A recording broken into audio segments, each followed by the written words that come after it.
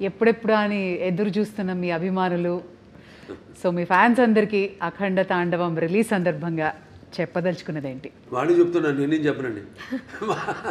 అంటే ఫ్యాన్స్ అది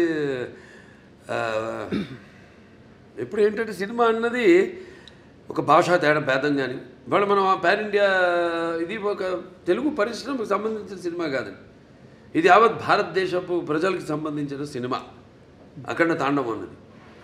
సో ఇవాళ ఈ సనాతన ధర్మం ఉన్నది, సనాతన హైందవ ధర్మం ఉన్నది నేను చెప్పాను. మేము ముందు అనుకున్నంత చిత్రీకరించడం పూర్తయ్యాక అన్ని జరిగినాయి సన్నివేశాలు ఏమి జరుగుతున్నాయో వాటికి ఎలాగో అంత కాస్మిక్ కనెక్షన్ అంటాం. సో అలా ఈ యొక్క సినిమాని వాళ్ళు ఎప్పుడు ఒక భాషా భేదం కానీ సినిమా అంటే ఒక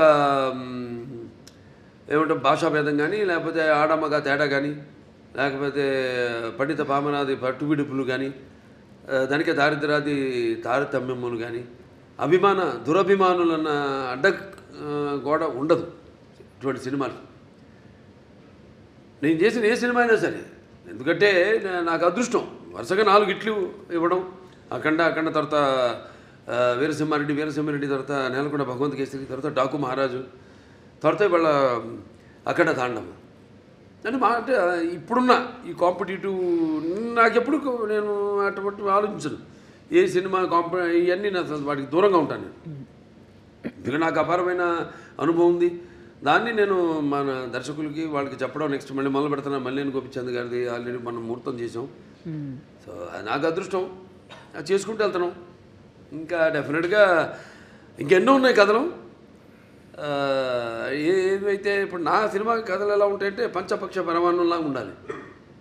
ఏదో కట్టె కొట్టే తెచ్చేలాగా కాదు, అది ఓకే చేసే వరకు కట్టె కొట్టే తెచ్చే ఆ తర్వాత ఉంటుంది చాటంతా కథ.